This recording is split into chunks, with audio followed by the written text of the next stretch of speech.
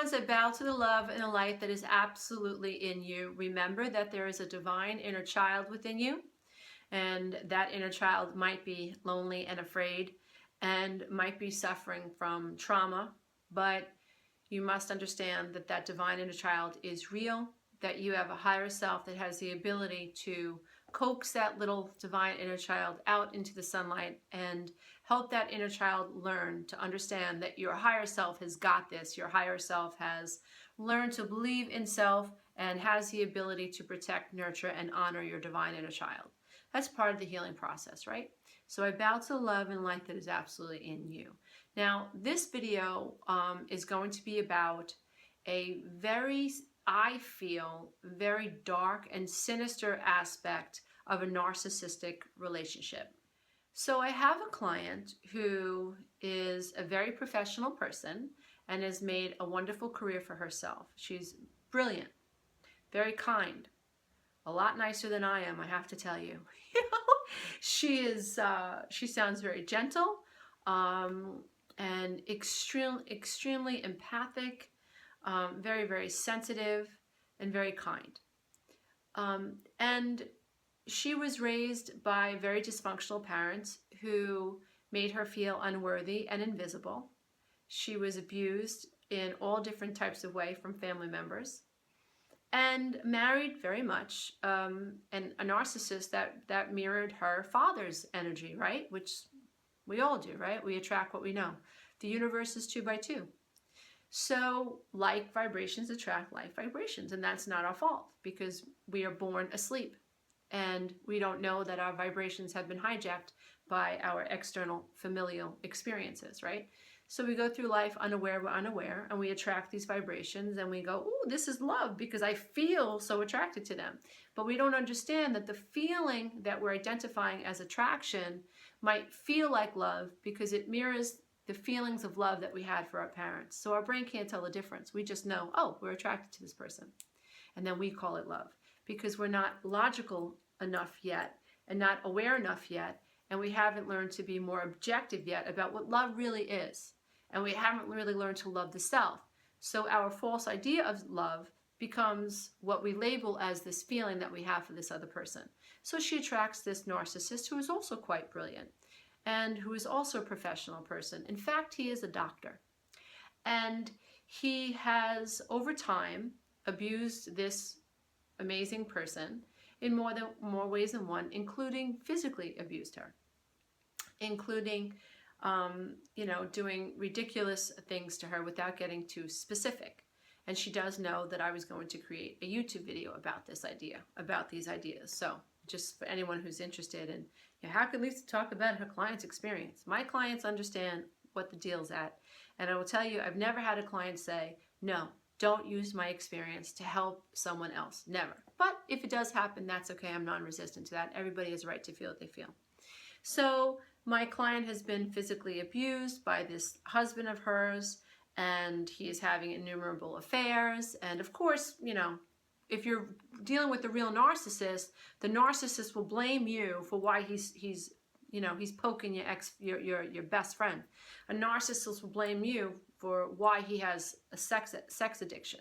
A narcissist will blame you for why he's addicted to porn. A narcissist will blame you for why he's popping his drugs or whatever. A narcissist will blame you for why he broke your leg. A narcissist will blame you for absolutely everything and anything that goes on in your life that, happens at all. It could be, and it doesn't matter. It could be anything good happens, it's because of him. Anything bad that happens, it's because of you. So it's never the other way around. So if something good happens, it's not because of you. It's always going to be because of him. So you graduate with X degrees, this degree or that degree, is because of him. He pushed you to become that.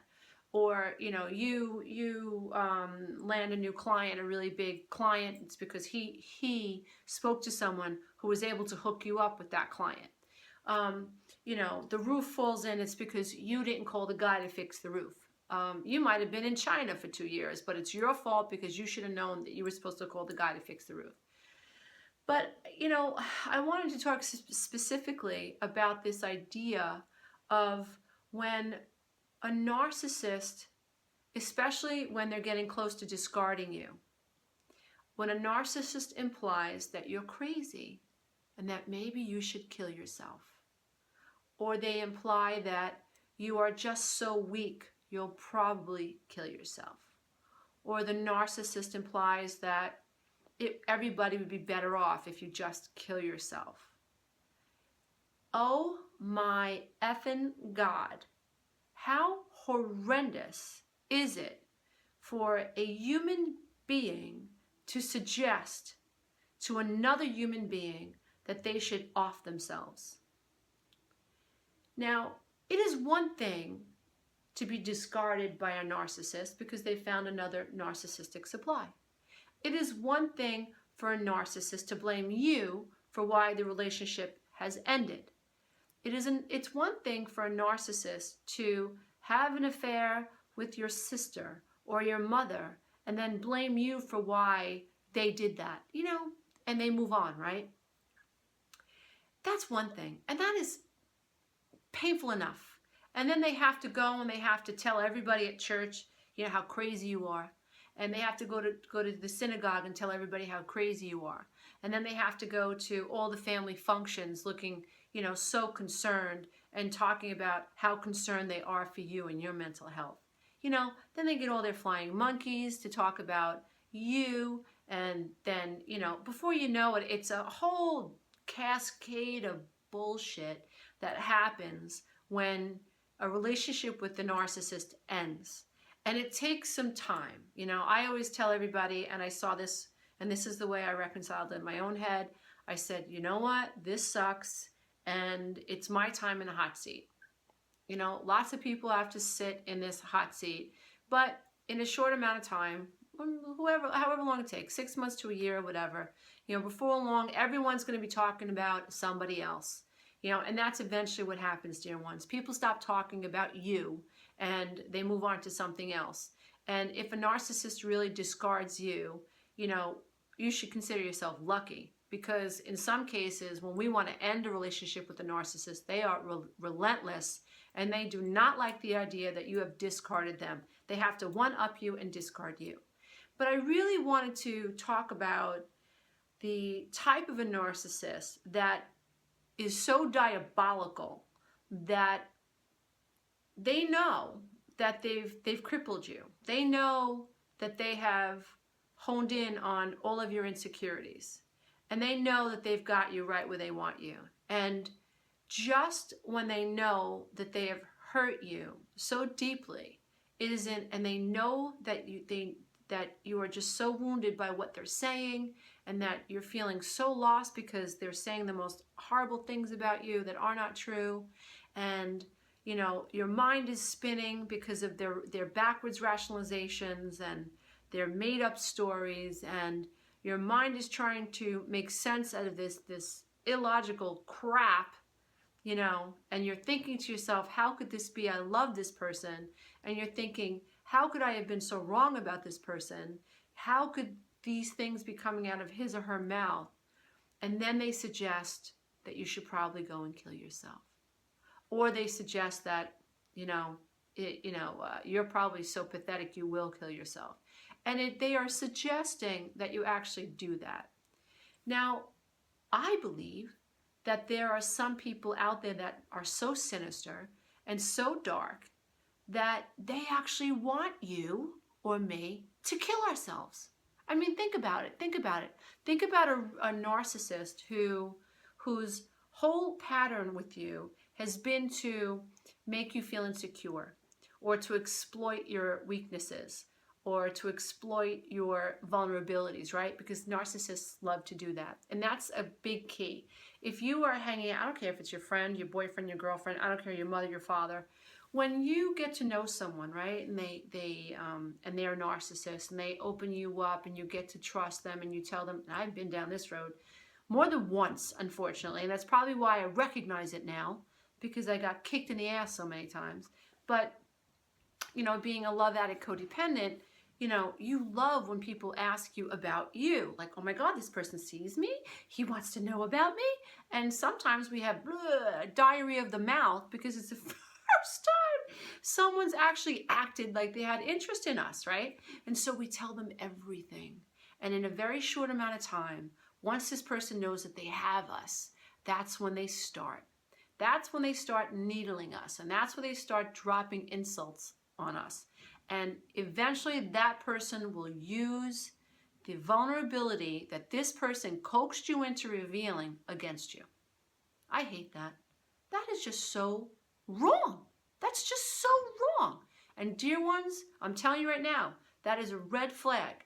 You tell someone how you feel, you share a vulnerability with someone, and that person, when you need them to hear you, uses that vulnerability against you, you need a boundary really fast. I mean, really, really fast.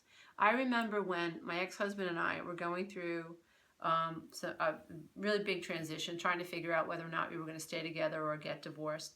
And I had an issue with, an ex-partner of mine. We were neighbors for many years, and we went into business together, and I thought it'd be a great idea. We got along great as neighbors.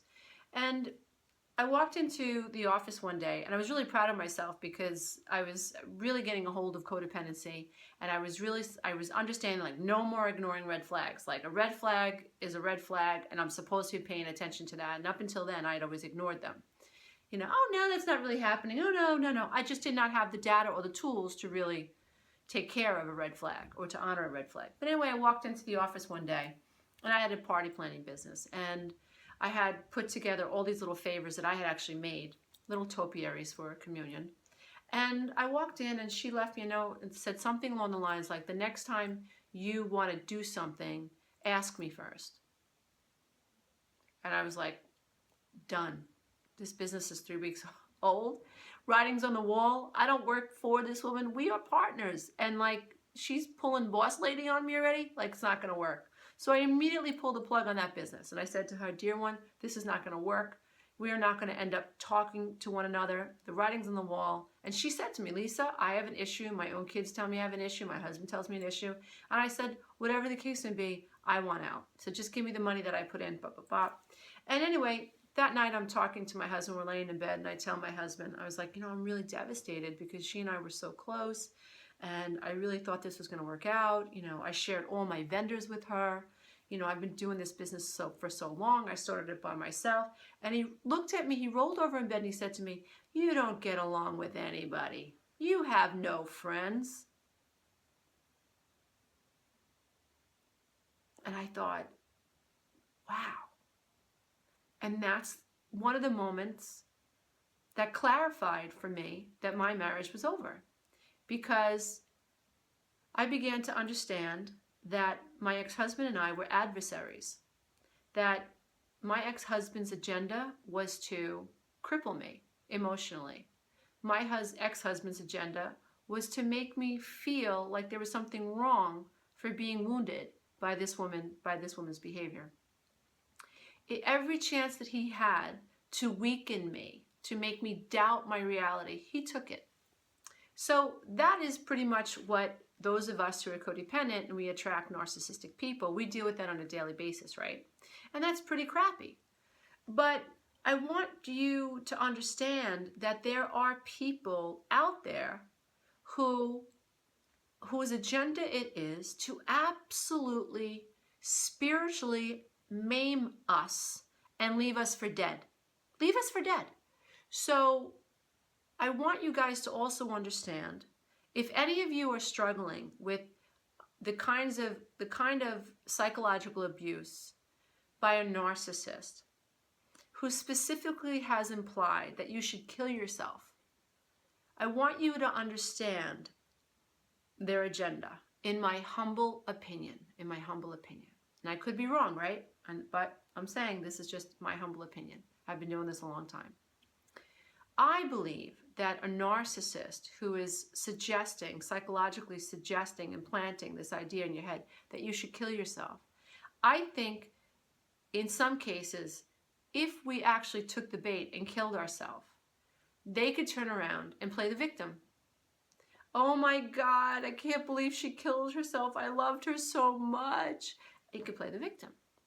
Or what they'll do is they'll turn around and say, I knew she was unstable, or I knew he was unstable.